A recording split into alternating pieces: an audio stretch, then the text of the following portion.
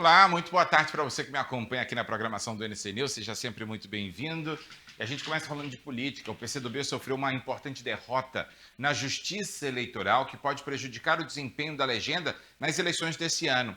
O Tribunal Regional Eleitoral do Amazonas manteve a decisão que impede o partido de veicular propaganda gratuita no rádio e na televisão durante todo o primeiro semestre de 2026. Quem traz os detalhes é a Andresa Maria Cunha.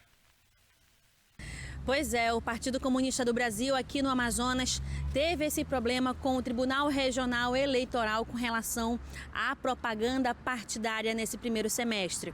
O que acontece? O TRE-AM decidiu por unanimidade manter essa restrição do PCdoB aqui no Amazonas, porque eles perderam um prazo para poder aí solicitar a inserção de propaganda partidária, tanto em televisão quanto em rádio, nesse primeiro semestre. E a gente bem sabe que, apesar de estarmos ainda em período de pré-campanha, esse é um momento importante de tentar conseguir o máximo, alcançar o máximo de pessoas, seja por rádio, seja por TV, além dos outros tipos de mídia. E aí a gente vê o PCdoB tendo esse problema aqui no Amazonas. Essa decisão, como eu falei, ela foi unânime, eles rejeitaram ali a desculpa que o partido deu, porque eles perderam o prazo e tentaram enviar essa documentação 4 dias após o limite dessa solicitação para a inserção das propagandas partidárias em rádio e em TV.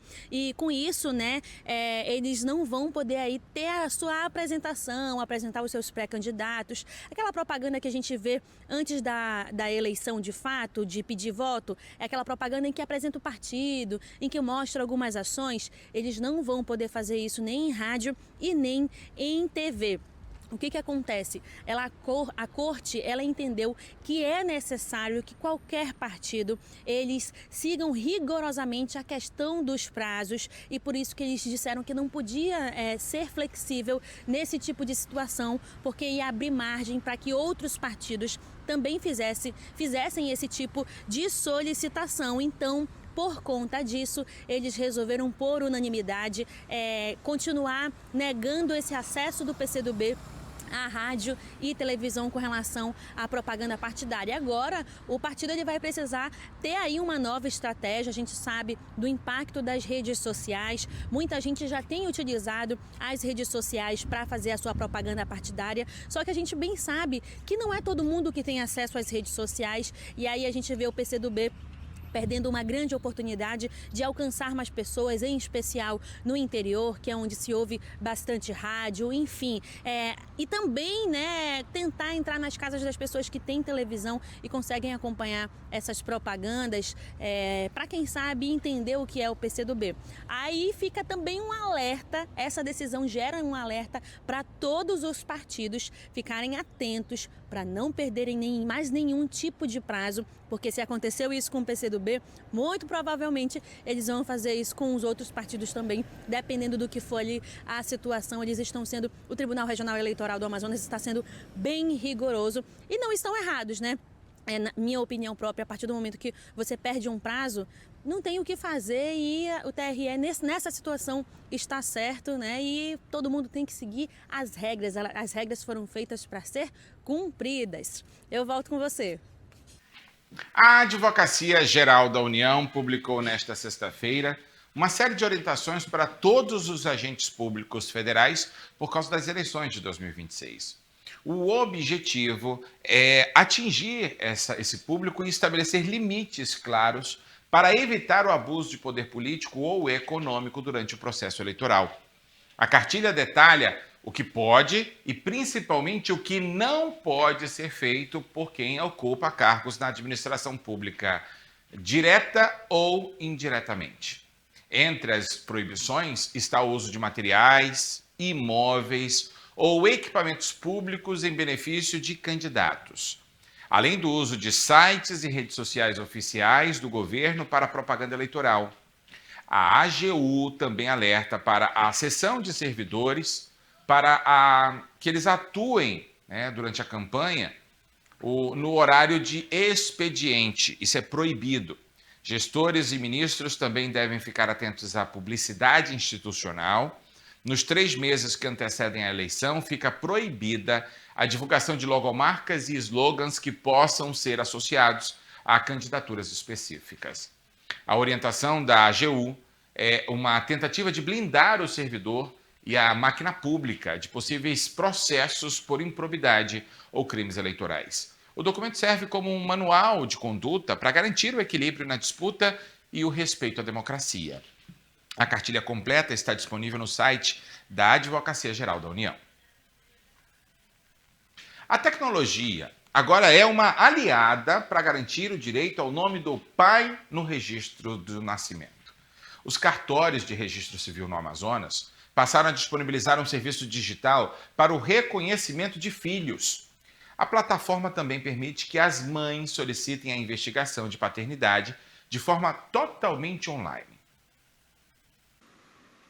Cartórios de registro civil do estado do Amazonas podem disponibilizar um serviço digital para que os pais reconheçam os filhos. De acordo com a Associação dos Notários e Registradores do estado do Amazonas, a ANOREG, pelo menos 8.000 crianças são registradas anualmente somente com o nome da mãe.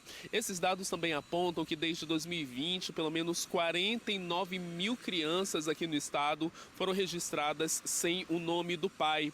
A própria mãe pode indicar digitalmente o suposto pai da criança, utilizando esse sistema que deve ser disponibilizado nos cartórios de registro civil aqui no estado do Amazonas.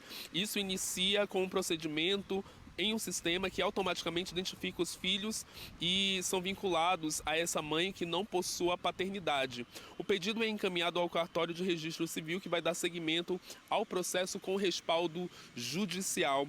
Além disso, esse serviço é disponível pela plataforma oficial dos cartórios de registro civil aqui do estado do Amazonas. O novo serviço permite que o procedimento seja iniciado e concluído de forma online, sem a necessidade de deslocamento dessa mãe que está à procura do pai para que a criança seja registrada. A iniciativa busca facilitar o reconhecimento de paternidade e reduzir as burocráticas e acelerar a regularização desse vínculo familiar tão importante. De acordo com a ANOREG, a digitalização do reconhecimento de paternidade representa um avanço concreto na garantia de direitos fundamentais, especialmente em um formato com desafios geográficos como o estado do Amazonas. Além disso, ao permitir que esse procedimento seja iniciado de forma online, os cartórios eles ampliam esse acesso à população que pode, então, ser beneficiada com esse serviço. O acesso à população reduz barreiras e contribui diretamente para que mais crianças tenham a sua filiação reconhecida. Davi Gomes disse que, Davi Gomes ele é o presidente da ANOREG aqui no estado do Amazonas. Ele afirma que, apesar de avanços nos últimos anos, o Brasil ainda registra números expressivos de crianças sem a identificação paterna. Desde 2020, mais de 1 milhão de recém-nascidos foram registrados apenas com o nome da mãe no país, evidenciando uma realidade que impacta diretamente o acesso a direitos básicos. A expectativa é que a digitalização do serviço ajude a reduzir esse cenário, tornando mais rápido e acessível o reconhecimento de paternidade e ampliando o acesso das crianças aos direitos fundamentais. É um serviço que vai ser disponibilizado pela ANOREG aqui nos cartórios do estado do Amazonas e pode ser feito tanto presencialmente quanto acessado de forma virtual. Eu volto com você aí no estúdio. O senador Eduardo Braga deu carta branca para os deputados estaduais do MDB na disputa pelo governo do Amazonas. Em entrevista à jornalista Rosiane Carvalho, o cacique do partido afirmou que não haverá imposição na eleição indireta marcada para o dia 4 de maio. Com a decisão, os deputados Cristiano D'Angelo e Tiago Abraim estão liberados para votar conforme as próprias articulações. Quem traz mais detalhes é Andresa Maria Cunha. Então, a gente viu aí umas respostas interessantes do senador Eduardo Braga, do MDB, com relação à votação para o governo tampão que vai acontecer no próximo dia 4 de maio. O que acontece? O MDB ali na Assembleia Legislativa tem 2 vereadores, o Cristiano D'Angelo e o Tiago Abraim. E aí a gente viu essa fala de Eduardo Braga dizendo que vai deixar o voto livre para os seus deputados, que não vai apoiar diretamente nenhuma das 5 chapas que hoje se encontram inscritas para essa votação tampão. Para você que não sabe, a gente vai ter que escolher aqui no Amazonas um governador tampão, digamos assim, por conta da renúncia de Wilson Lima e também a renúncia do vice Tadeu de Souza. E ao ser questionado, o senador Eduardo Braga disse que vai deixar essa escolha livre para os seus deputados. Quando ele faz isso, a gente percebe que ele está tentando aí deixar o MDB de uma forma mais aberta ao diálogo, que é o que ele tem tentado fazer com os partidos de modo geral aqui no Amazonas. E essa é mais uma estratégia que ele adotou com relação ao governo tampão. Ele foi questionado, né, sobre a preferência aí pela chapa de Roberto Cidade, né, que existe uma força. Ele disse de fato que a chapa de Cidade e Serafim Correia é uma das mais fortes entre as 5, mas que ele não vai declarar nenhum tipo de apoio e por isso resolveu deixar aí o caminho livre para os seus deputados votarem como quiser. A gente lembra que essa é uma estratégia que ele vinha usando já, porque ele estava caminhando ali com Davi Almeida e aí teve essa rachadura entre Davi Almeida e o senador Omar Aziz, que é o pré-candidato ao governo do Amazonas, assim como Davi Almeida também é pré-candidato. Por incrível que pareça, a gente ainda espera Eduardo Braga oficializar o seu apoio a Omar Aziz para as eleições de outubro, porque muito se vinha falando, né, próprio Davi Almeida, não, eu estou aqui aberto para caminhar com o Braga, mas ele tem que caminhar somente comigo. E aí a gente via essas interações acontecendo. Deu uma parada, né, nos últimos tempos, nas últimas 2, 3 semanas, e a gente vê o que? Eduardo Braga direto nas agendas com o senador Omar Aziz. E aí, quando a gente fala de voto para governo tampão, isso chama a atenção. Primeiro, Omar Aziz ele não indicou ninguém para ter uma chapa nesse governo tampão. Isso acende um alerta para a gente com relação àquilo que o Cidade disse. Eu cheguei a conversar tanto com Omar Aziz, tanto com o Eduardo Braga, quanto com Alfredo Nascimento, que é o diretor ali do PL aqui no Amazonas, que é o partido de Maria do Carmo. Isso dá uma brecha para a gente pensar o quê? Será que aqueles burburinhos que surgiram nos últimos dias de que existe uma possibilidade de Omar e Cidade se unirem para as eleições em outubro de 2026 ser real? Porque o que acontece? Atualmente a gente vê a deputada Alessandra Campelo como nome para pré-vice, né, de Omar Aziz. Só que a gente ouviu aí nos bastidores uma conversa de que talvez isso não se concretizasse e a gente visse quem? A gente visse Roberto Cidade ao lado de Omar Aziz para as eleições de outubro. Isso, por enquanto, é só suposição, tá, gente? Não é nada concreto e definido. Até porque a gente precisa lembrar que tem aí as regras eleitorais, mas de acordo com alguns comentaristas políticos e alguns juristas, pode ter uma brecha na lei eleitoral que permita o Roberto Cidade, quem sabe, nas eleições de outubro, vir sim como um vice de Omar Aziz. Não sabemos se isso pode acontecer.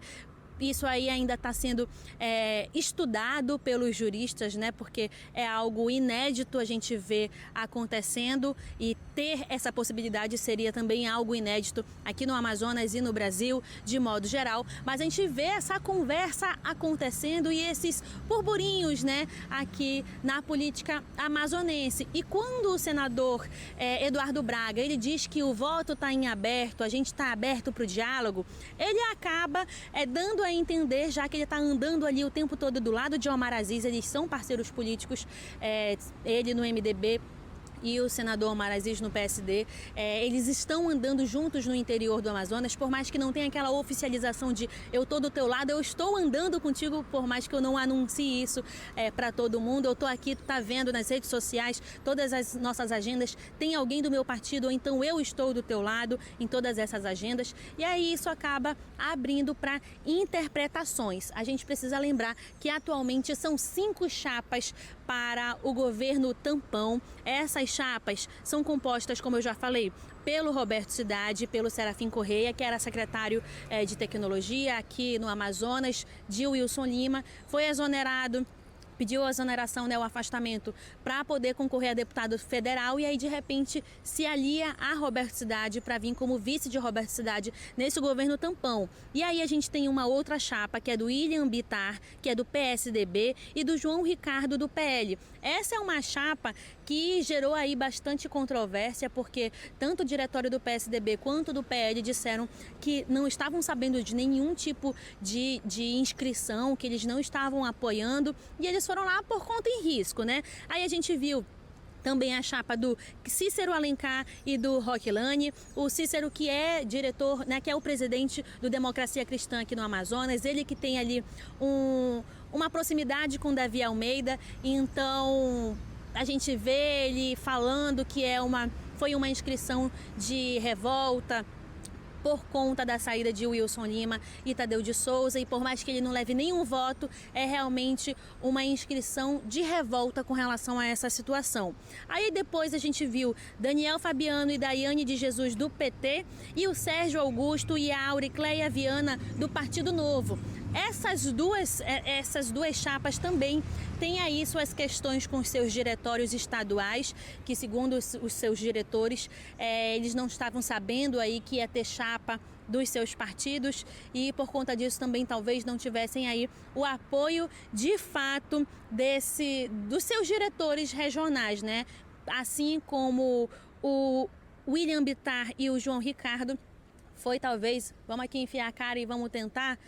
Enfim, a gente vai acompanhar essa votação no dia 4 de maio, como de fato vão se comportar, né, os deputados ali que fazem parte do Eduardo Braga, né, o D'Angelo, o Thiago Abraim. Vamos também ver como vão se comportar os deputados que fazem parte do PSD, que é partido de Omar Aziz, e que conseguiu aí angariar uma boa quantidade de gente dentro do seu partido. A gente viu Rosenha, viu Wilker Barreto, viu a Maria Dias, que era do Avante de Davi Almeida, todos saindo dos seus partidos, indo para o lado de Omar Aziz. A gente lembra que o Federação União Progressista, eles estão juntos, então tem bastante gente também, talvez seja uma positividade aí para o Roberto Cidade, mas a gente vai acompanhar toda essa movimentação para esse governo tampão, em especial depois dessas falas de Eduardo Braga sobre deixar a votação livre para os seus deputados. Eu volto com você.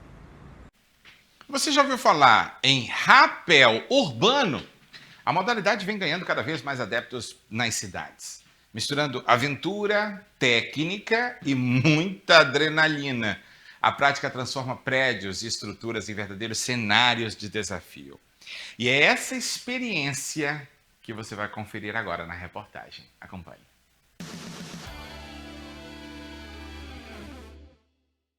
Um esporte que começou apenas como uma técnica de escalada, mas se tornou popular e ganhou novos ares, como uma prática esportiva radical, na natureza e no âmbito urbano, e que ganhou muitos praticantes que buscam uma dose a mais de adrenalina. Eu conheci o rapel através da rede social e me identifiquei, comecei na cachoeira com eles, e aí eles começaram a trabalhar na cidade e eu vim. E o amor pela adrenalina uniu mãe e filha no rapel.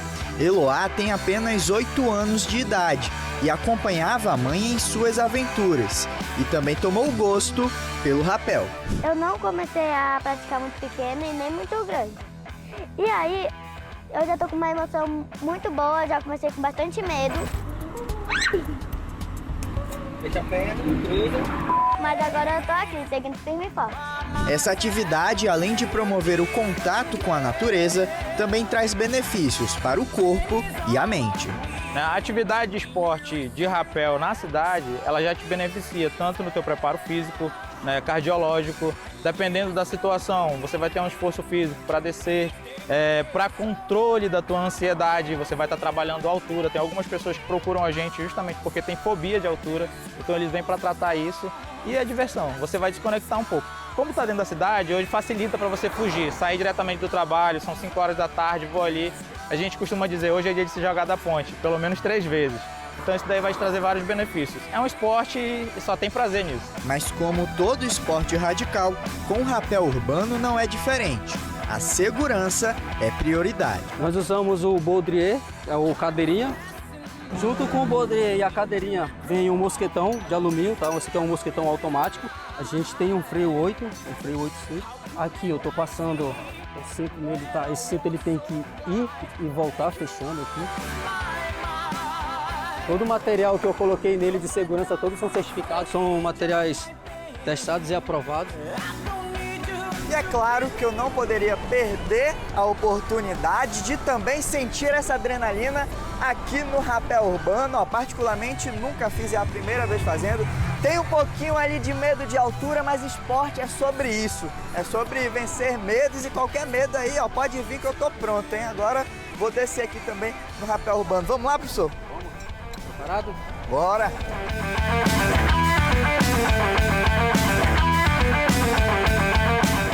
Agora que você faz o seguinte, com essa mão esquerda você vai segurar aqui a corda e a fita preta. A mão direita você vai trazer na lateral do seu corpo, tá? Certo. A sua mão não pode sair daqui, tá bom? O que tem que acontecer? Você vai abrir as duas mãos devagar, vai aliviar as duas mãos e estica. Pode abrir? Isso. Agora abre um pouco as pernas, isso. Você vai ficar literalmente de cabeça para baixo. Certo. Essa é a parte a pior. Aqui é o Tom Cruise, meu amigo.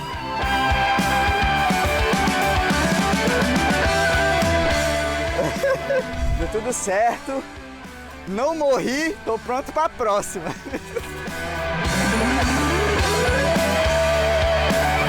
Isso daqui é rapel urbano. E você que não conhece, tá perdendo tempo por quê, hein? Vem conhecer também.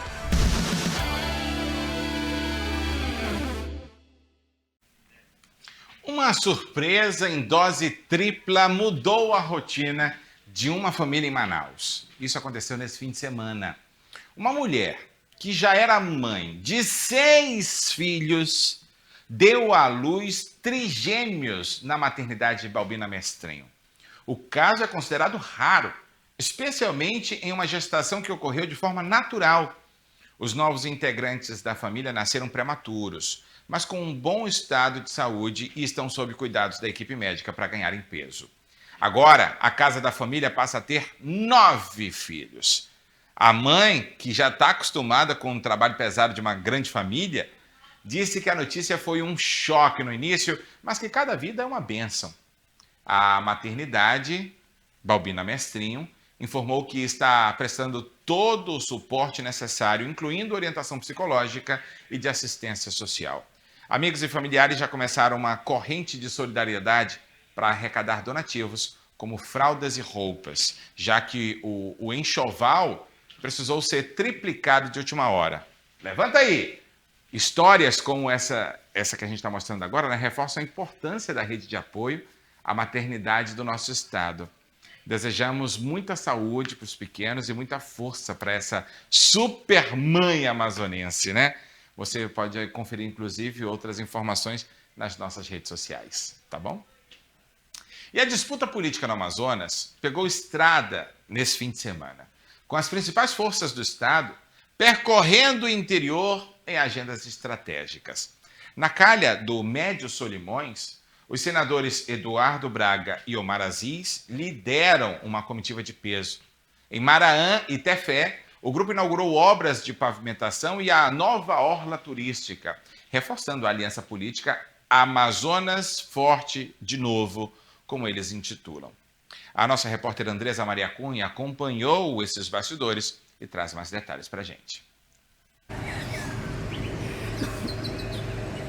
Pois é, a gente vê aí alguns pré-candidatos ao governo do Amazonas fazendo aquele tour que a gente espera que eles façam pelo interior do estado. O que acontece? A gente vê Omar Aziz cumprindo algumas agendas. Ele esteve em Maraã, Uarini e Tefé. Lá em Maraã, ele fez ali a entrega de algumas ruas de alguns bairros de Maraã. Ele também esteve em Uarini para se encontrar com moradores e líderes locais, né? Fez algumas reuniões. Já lá em Tefé, ele participou da inauguração da primeira etapa da Orla de Tefé. A gente vê essa movimentação dele sendo acompanhado ali por alguns deputados federais, ele esteve com Saulo Viana, esteve também com Jesus Alves, né? Então a gente percebe esse alinhamento e é óbvio que falar de Omar Aziz temos que falar de quem? Senador Eduardo Braga, porque o Braga participou de algumas dessas agendas do Omar Aziz. Ele esteve ali em Maranhão, Arini, Tefé, mas ele também esteve em Coari. Lá em Tefé, ao lado de Omar Aziz, ele participou da entrega da primeira etapa da Orla, além de visitar algumas obras de pavimentação ali na cidade, da feira municipal também, enfim, ele deu uma conferida de como está a cidade e aí ele também destacou essa questão de Coari com relação ao novo aeroporto de Coari. Além de falar das obras de urbanização, ele aproveitou para fazer visita a algumas escolas, em especial tem uma escola que ele colaborou ali para a construção com 20 salas e aí ele está fazendo também esse tour. Muitas dessas agendas estão sendo em parceria com o senador Omar Aziz.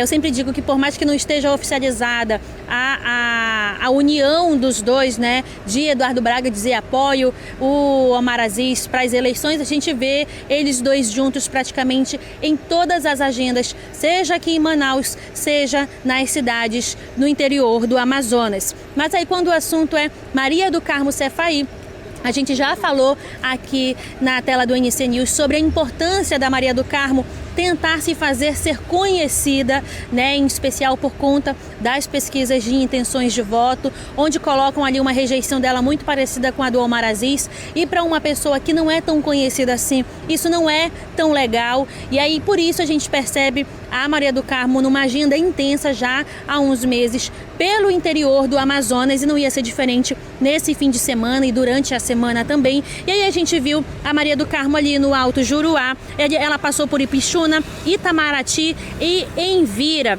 Lá em Ipixuna, ela denunciou a questão do abandono da educação e de problemas graves no abastecimento de água. Já em Itamaraty, ela ouviu ali reclamações de perseguição política da prefeitura, enfim, de algumas pessoas do município, e ela disse que ia tentar intervir nessa situação. E enquanto isso, lá em Envira, ela destacou a precariedade da infraestrutura, com ruas sem pavimentação e dificuldade de acesso. Ela também defendeu nesses locais a questão das escolas de tempo integral e reforçou o discurso com relação à mudança do interior, em especial quando ela fala, né, vamos deixar a velha política de lado. A gente sabe que ela está falando de quem? De Omar Aziz e do senador Omar Aziz e do senador Eduardo Braga, mas em especial isso é voltado para Omar Aziz, que é o pré-candidato ao governo do Amazonas. Enfim, a gente percebe os três ali tendo uma agenda forte, temos deputados acompanhando esses pré-candidatos, a gente vê Débora Menezes estando ao lado também sempre de Maria do Carmo nessas visitas no interior, e não foi diferente agora. Assim como ao lado de Eduardo Braga e senador Omar Aziz, a gente vê, além dos prefeitos das cidades, a gente percebe os deputados também participando dessas agendas estratégicas no interior do estado. Vale ressaltar que o interior, geralmente aqui no Amazonas, é o fator decisivo numa eleição. Eu sempre relembro o caso da última eleição para o Senado, onde Omar Aziz levou vantagem em cima de Coronel Menezes. Menezes, ele ganhou aqui em Manaus nos votos, mas quando abriram as urnas do interior, o Omar, ele levou de lavada, apesar de que foi uma diferença pequena de voto. 39 mil votos é pouco quando a gente fala ali 700 mil para o Omar e 700 mil para o Menezes. Então, de fato, o interior foi a cereja do bolo para o Omar Aziz, que perdeu aqui na capital amazonense. E a gente vê agora, por exemplo, a Maria do Carmo correndo atrás do prejuízo quando o assunto é ficar conhecida, é tentar ganhar esses eleitores do interior, ter essas conversas estratégicas, e ela precisa de fato fazer isso. Não está errada não, ela tem de fato mesmo que tentar conquistar essas pessoas, até porque a gente percebe que aqui em Manaus ela tem uma adesão melhor, mas precisa ainda melhorar quando a gente analisa todas essas pesquisas, né, de cenário de votação. Enfim, a gente vai seguir aqui acompanhando todas as agendas, seja na capital, seja no interior, para trazer tudinho certinho na tela do NC News. Eu volto com você.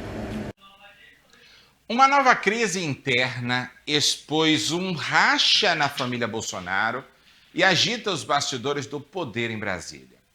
O motivo do conflito é a indicação para uma vaga no Tribunal de Contas da União. A cadeira, que é vitalícia e estratégica, virou palco de uma guerra de influência entre os filhos do ex-presidente Jair Bolsonaro. De um lado, o senador Flávio Bolsonaro articula um nome de confiança do Senado. Do outro, o deputado Eduardo Bolsonaro defende um aliado terrivelmente fiel da bancada baixa. A disputa não é apenas por um cargo, mas pelo controle da agenda política do grupo no parlamento. Aliados próximos relatam que o próprio Jair Bolsonaro tem tentado mediar o conflito para evitar que o racha prejudique as votações de interesse da oposição no Congresso. Interlocutores afirmam que a troca de farpas já chegou aos grupos de mensagens e dividiu a bancada do PL. Enquanto parte dos deputados segue a orientação de Eduardo, os senadores estão alinhados com a estratégia de Flávio. A crise exposta neste domingo mostra que a unidade do clã está sob pressão. O desfecho dessa disputa pelo TCU pode redefinir quem realmente dita as regras dentro do maior partido da direita no país. O NC News continua acompanhando os desdobramentos dessa história, né? Mas, como sempre, é a luta pelo poder. Um encontro na Câmara Municipal de Manaus marcou a tarde da última quinta-feira com fortes acenos políticos. Durante a solenidade de entrega da Medalha de Ouro Cidade de Manaus ao permissionário Moacir Cintrão, o prefeito Renato Júnior do Avante destacou a presença do seu novo correligionário, Coronel Menezes. Quem traz mais detalhes é Andresa Maria Cunha. Então, a gente viu aí mais uma demonstração de parceria, digamos assim, entre o prefeito de Manaus, Renato Júnior, e Coronel Menezes, que agora é filiado do Avante e vai tentar disputar aí a vaga de deputado federal pelo partido do ex-prefeito de Manaus, Davi Almeida. A gente fala primeiro que teve um evento na última quinta-feira lá na Câmara Municipal de Manaus, que foi a entrega da Medalha de Ouro Cidade de Manaus ao permissionário Moacir Cintrão. E durante ali a sua fala, para o homenageado, o prefeito Renato Júnior aproveitou a presença de Coronel Menezes, que foi convidado do vereador Gilmar Nascimento, que é presidente do CCJ, ali dentro da Câmara Municipal.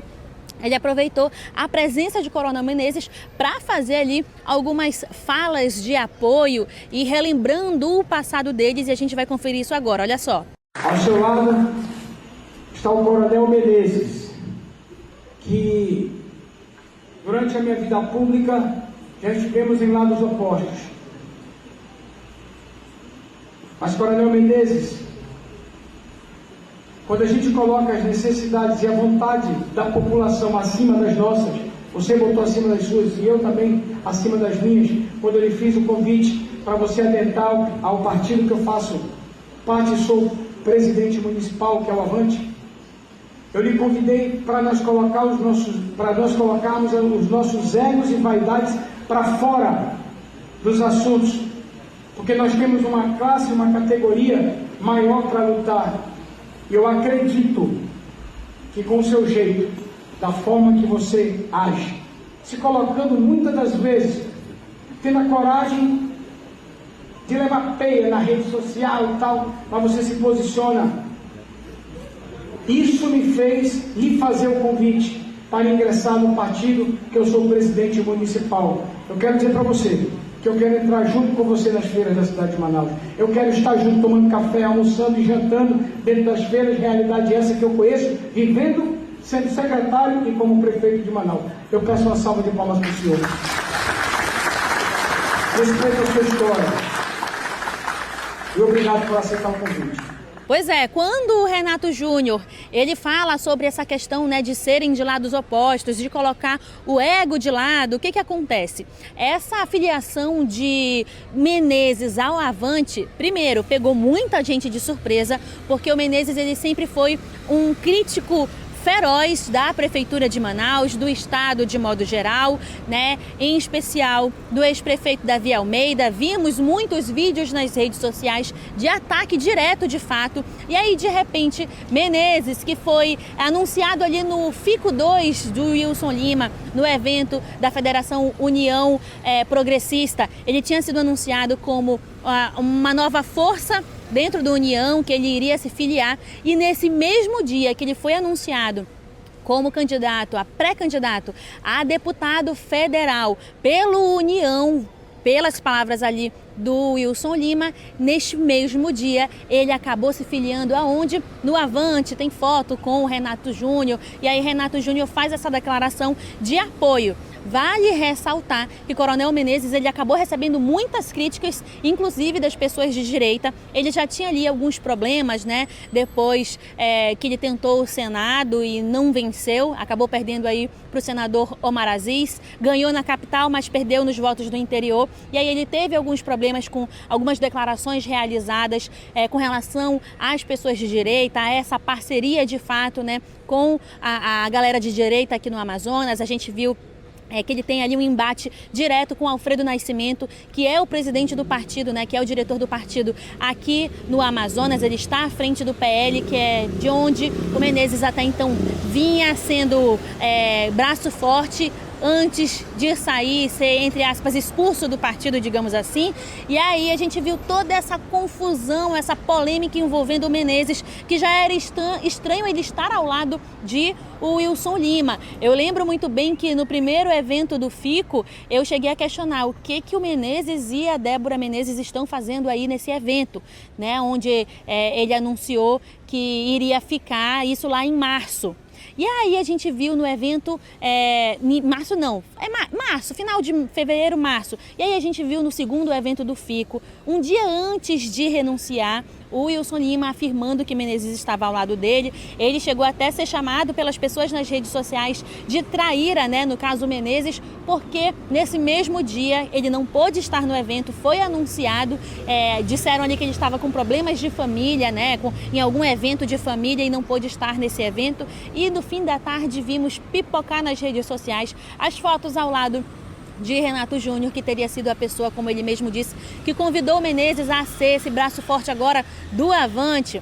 Vamos ver, né, como é que está essa popularidade do Menezes, porque naquele dado momento para o Senado ele teve uma força, não é à toa que a diferença de voto entre ele e o Omar Aziz foi curtinha. Eu digo que 30 mil votos não é nada, tendo em conta que o estado é gigantesco e você quase tirou ali a vaga do senador Omar Aziz, ganhando na capital em especial. Então talvez o Avante queira aí essa força. A questão é, será que o Menezes ainda tem essa força aqui na capital em especial para trazer esses votos para o Davi Almeida, que é pré-candidato ao governo do Amazonas? Enfim, a gente vê agora essa troca, né, de seda entre os dois, essa melação, esse abraço, né, fraterno, essas palavras bonitas para dizer que um dia nós fomos de lados opostos, mas agora estamos juntos por Manaus e pelo Amazonas. A gente vai continuar acompanhando todo esse desenrolar, o que vai acontecer de fato ali na época da oficialização de quem é candidato, e aí a gente vai ver onde Menezes se encaixa tudo isso nos planos do Avante. Eu volto com você. E a César o que é de César. Eu adoro esse ditado bíblico. Uma coisa ninguém pode criticar do grupo político de Davi Almeida e Renato Júnior. Todas as vezes que eles querem exaltar alguém, eles trabalham muito bem o marketing em cima dessa imagem e desse nome. Coronel Menezes, após as eleições municipais de 2024, estava num limbo político, conversando, articulando, se movimentando, mas estava sumido, digamos assim. Uma coisa é certa, parado ele não estava, tanto que se aproximou de Davi Almeida e Renato Júnior, se aproximou do Avante. Ele, inclusive, é nosso entrevistado nesta segunda-feira no programa Poder e Opinião, às 11h30 da manhã, aqui no NC News. Eu vou estar com ele aqui no estúdio e a gente vai fazer várias perguntas para ele. Se você quiser contribuir, segue a gente nas redes sociais, no Instagram do NC News e mande a sua também, tá bom? A Polícia Federal revelou neste domingo novos detalhes de uma investigação que envolve nomes conhecidos da internet e do entretenimento. Segundo relatórios da PF, uma empresa ligada ao empresário Pablo Marçal repassou cerca de 4.400.000 reais para o cantor MC Rian SP. O montante teria sido transferido em diferentes etapas e chamou a atenção dos órgãos de controle financeiro por causa da natureza das transações. Os investigadores trabalham para descobrir se os valores são referentes a serviços prestados ou se fazem parte de uma estrutura maior de movimentação indevida de capital. A defesa de Pablo Marçal afirma que todas as operações de suas empresas são declaradas e que não há qualquer irregularidade. Já a assessoria de MC Rian SP ainda não se pronunciou oficialmente sobre os detalhes do repasse, mas o cantor já havia sido citado em outras apurações recentes sobre patrimônio e ostentação nas redes sociais. O caso segue em sigilo de justiça, mas a PF solicitou a quebra dos sigilos bancário e fiscal dos envolvidos para rastrear o caminho completo do dinheiro. Acompanharemos tudo isso para você ficar sabendo. Agora volta aqui comigo rapidamente. O que um empresário que é ligado a uma grande igreja no estado de São Paulo, que faturou milhões com essa igreja e virou até candidato à Prefeitura de São Paulo, está investindo num funkeiro? São duas informações que não somam, que não se ajustam, pelo contrário, conflitam até demais. A própria bancada evangélica ainda não se pronunciou sobre isso. Quais os interesses? Econômicos ou políticos? Um novo levantamento sobre a corrida presidencial revela a preferência de eleitores no maior colégio eleitoral do país. Segundo o Instituto Paraná Pesquisas, em um eventual segundo turno em São Paulo, o senador Flávio Bolsonaro, do PL, aparece com 48,1% das intenções de voto. O presidente Lula, do PT, tem 40,3%. Quem traz mais detalhes é Andresa Maria Cunha. Pois é, a gente vê aí essa intenção de voto do Instituto Paraná Pesquisa, que foi realizado entre os dias 11 e 14 de abril em São Paulo. Cerca de 1.600 pessoas foram ouvidas. Só que o que acontece? Ali em São Paulo, Flávio Bolsonaro, ele teria uma vantagem em cima de Luiz Inácio Lula da Silva. Apesar de a pesquisa apontar no primeiro turno um empate técnico, a gente vê Flávio Bolsonaro ganhando de Lula tanto no primeiro turno quanto na pesquisa estimulada do segundo turno. Com relação ao segundo turno, a gente vai falar que esse que foi o que chamou mais atenção e que seria, digamos assim, o fator decisivo das eleições. A gente vê Flávio Bolsonaro com 48,1% das intenções de votos entre os eleitores paulistas e Luiz Inácio com 40,3% dessas intenções de votos. Do total dos entrevistados, 7,2% dizem que votariam branco, nulo ou em nenhum, e outros 4,3% não sabem ou não opinaram em quem votar. Quando a gente fala de primeiro turno, que é o que levaria Bolsonaro e Luiz Inácio para esse segundo turno, a gente vê aí, eles falam que é um empate técnico por conta do percentual de 2,5% de votos, né? E aí a gente vê Flávio Bolsonaro com 39,3% e Lula com 36% dos votos. A gente volta a dizer que foram 1.600 paulistas ouvidos na Paraná Pesquisa entre os dias 11 e 14 de abril e a gente vê aí uma confiabilidade de 95% dos votos nessa pesquisa que foi, claro, oficializada, né, e registrada direitinho lá no Tribunal Superior Eleitoral. A gente vê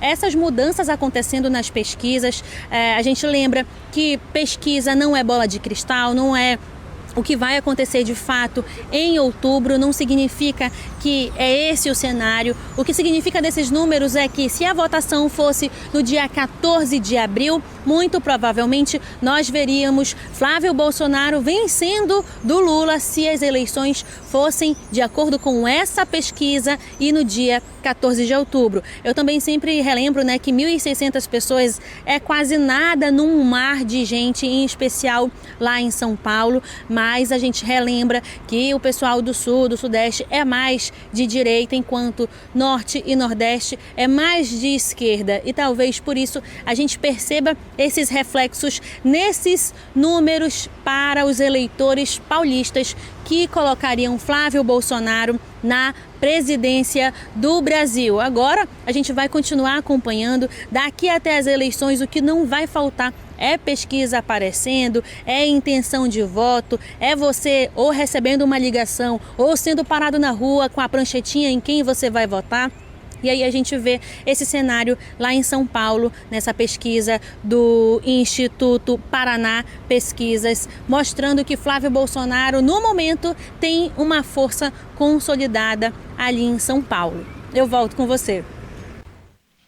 E a gente segue acompanhando todas as movimentações, lembrando que essa pesquisa lida com os dados de São Paulo, né? E reflete muito o sentimento do restante do Brasil, mas não reflete a totalidade do que se vê de comportamento no eixo do Norte, do Nordeste, do Centro-Oeste, do Sul e do Sudeste, como bem explicou aí a Andresa Maria Cunha. Só para as pessoas que chegaram agora, né, não entenderem e acharem que a pesquisa foi feita em todo o Brasil. Ela tem um reflexo da eleição de quem vem do estado de São Paulo. Lembrando que aqui no NC News você participa conosco, mandando mensagem sempre. Se você acompanha a nossa programação pelo YouTube, assistindo aqui no canal NC News, manda mensagem sempre. No celular é aqui embaixo, no computador é aqui do lado, né? Agora, se você está com a gente no canal 10.2, segue a gente no Instagram. É só você procurar ncnews.tv com essa logomarca preta que você vai poder mandar mensagens para a gente sempre, tá bom? Seja sempre muito bem-vindo ao NC News, que foi criado para você ficar bem informado 24 horas por dia, 7 dias por semana e ficar sendo atualizado o tempo todo. Olha, nesse dia 19 de abril, o Brasil volta os olhos para os povos indígenas, para os povos originários, que são hoje os maiores guardiões do equilíbrio climático no planeta. O mês dos povos indígenas reforça uma verdade científica. Não existe futuro para a Amazônia sem o reconhecimento dos territórios indígenas. Segundo o Programa das Nações Unidas para o Meio Ambiente, áreas geridas por essas populações têm taxas de desmatamento drasticamente menores e maior biodiversidade. No Amazonas, esse protagonismo ganha força com o apoio da Fundação Amazônia Sustentável, a FAS. Um dos destaques é o projeto Parentas que Fazem, que mapeou mais de 110 organizações lideradas por mulheres indígenas, impulsionando a economia sustentável e a medicina tradicional. No esporte, o resultado vem em forma de medalhas. O projeto de arquearia indígena revelou Graziela Yaci, do povo Carapanã, a primeira indígena na seleção brasileira de tiro com arco. Já a canoagem indígena ganha novos núcleos em São Gabriel da Cachoeira e nas comunidades Tumbira e Três Unidos, atendendo mais de 120 jovens. Além do chão da aldeia, a voz desses povos alcançou o cenário internacional. Na COP30, 63 lideranças levaram as demandas da floresta para o debate global. Como diz Rosa dos Anjos, do povo Mura, o protagonismo indígena não é apenas reconhecimento. É o único caminho possível para um futuro sustentável. Proteger a terra indígena é, no fim das contas, proteger a vida de todos nós. E no coração da Amazônia, um novo caminho para o desenvolvimento econômico começa a ganhar força. O Acre aposta no café como alternativa de renda e crescimento. A produção avança, conquista mercado e já ultrapassa fronteiras. Com apoio técnico, pequenos produtores se transformam em empreendedores. E histórias como uma produtora rural de Rio Branco, mostram como o campo pode se reinventar. Acompanhe. No coração da Amazônia, o Acre vem fortalecendo cada vez mais um novo símbolo de desenvolvimento, o café acreano. Um cultivo que cresce, gera renda e conquista o mundo. O governo do estado, por meio da Secretaria de Agricultura, tem incentivado o cultivo de café com políticas públicas de fomento, assistência técnica e acesso ao crédito. Com esse apoio, o Acre vive um verdadeiro renascimento da cafeicultura. Hoje, o estado já conta com centenas de hectares plantados e com o Complexo do Café, fruto de investimentos próprios da Cooperativa de Cafeicultores e da Agência Brasileira de Desenvolvimento Industrial, a ABDI. Em Rio Branco, a produtora Gabi viu no café uma nova chance de prosperar. Com o apoio da assistência técnica e do incentivo do governo, ela transformou um pequeno plantio familiar em um empreendimento sustentável. E é muito bom, né, ter um agrônomo para ajudar e apoiar, porque o produtor sem ter o apoio, ele consegue, mas é mais difícil, né? Em Acrelândia, o produtor Vanderlei de Lara é outro exemplo de sucesso. Ele faz parte do grupo que tem elevado o padrão do café acreano, com manejo sustentável e qualidade reconhecida em nível nacional, até porque ele foi o primeiro a acreditar no plantio de café no estado. Eu estou na cafeicultura há 26 anos e já cheguei aqui em 98 e comecei a mexer com café. Na época era café de semente, seminal. Aí foi em 2012 nós comecei a mexer com os cronal. E parceria com o Sebrae e Senai, vai fazer 3 anos agora de parceria. Rapaz, já teve muita coisa boa que aconteceu, está acontecendo. A realização do Quali Café chega para o produtor como valorização e incentiva a produção, onde agora muitos também passaram a inserir dentro da sua produção o café. Lembra da Gabi? A jovem no início dessa reportagem? Ela foi uma das participantes e relata a experiência de se classificar logo na primeira colheita da sua propriedade. Esse ano tivemos nossa primeira colheita, né? E fizemos parte do concurso Qualifica Café, que ficamos entre os 15 melhores produtores de café, né? E com isso vai proporcionar uma viagem para BH, que isso me deixa muito feliz. A Secretaria de Agricultura do Estado vem fomentando ações junto aos produtores, o que tem tornado maior o interesse pelo segmento. No intuito de alavancar a cafeicultura, o governo do estado do Acre, através da Secretaria de Agricultura, vem fomentando a cadeia produtiva através de entrega de mudas, calcário, fertilizantes, cursos e capacitações. E a gente tem mesmo várias histórias de produtores que estrearam no Quali Café e já conseguiram fazer um café especial, né? Café acima de 80 pontos é café especial. Então, para a gente é motivo de alegria e de acreditar cada vez mais que sim, o Acre preserva, mas sim, o Acre também produz cafés de qualidade, com histórias bonitas de produtores de superação. Do campo à xícara, o café acreano é mais que um produto. É o resultado de trabalho, união e orgulho. Um sabor que nasce na Amazônia e conquista o mundo. O domingo é de conferir a força e as histórias de quem produz no nosso chão. O NC Agro de hoje vai começar daqui a pouco com um giro completo pelo norte e pelo nordeste. A edição mostra o ritmo acelerado da colheita no Tocantins, o sucesso do cultivo de açaí em Buritis, no estado de Rondônia. O programa também traz as inovações tecnológicas que estão disparando a produtividade em Roraima e também no Acre. É a tecnologia aliada à terra para garantir cada vez mais eficiência no campo. E para quem gosta de boa gastronomia, o quadro Da Origem ao Sabor está imperdível. O chefe Pedro Bagatoli ensina o passo a passo de um bolo de cajamanga com uma cobertura brilhante que promete dar água na boca. O conteúdo completo você assiste pelo nosso link oficial, aqui no canal 10.2 ou até mesmo no YouTube, nas nossas plataformas digitais. Perca não, que essa viagem pelas histórias do nosso agronegócio está maravilhosa. Agora, para você que gosta de chocolate, atenção. O Senado aprovou um projeto que redefine a quantidade mínima de cacau nos produtos vendidos no Brasil. A proposta agora segue para a sanção presidencial e busca melhorar a qualidade e valorizar a produção nacional. Acompanhe. Pode ser com sabor de pistache morango do amor, mas o chocolate é sempre chocolate. Chocolate nunca sai de moda, né, gente? Eu acho que é uma coisa... Nossa, amo. A dona desta doceria na zona oeste de São Paulo disse que quase todas as opções de doce usam na receita cacau puro e de qualidade. Chocolate é paixão nacional, né? Todas as pessoas querem um docinho, quanto mais chocolatudo ele for, tem mais saída na vitrine. Com a alta do cacau, a indústria mesmo começou a lançar um monte de chocolates diferentes. Sabor chocolate, com muita gordura hidrogenada. Então a gente preza muito pelo chocolate nobre. Seja em bolo, em barra ou em forma de bombom, muita gente diz que o chocolate deixa o dia mais gostoso.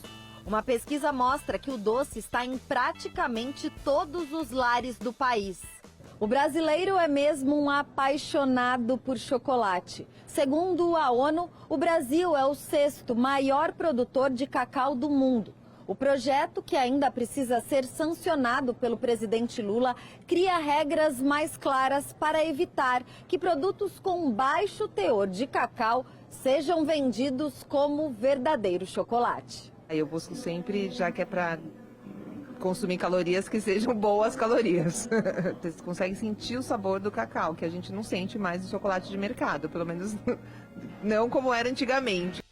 Pelas novas regras, a composição dos chocolates no Brasil deve mudar. No chocolate em pó, o teor mínimo de cacau passa a ser 32%. Nas versões em barra, o percentual deve ser de no mínimo 35%.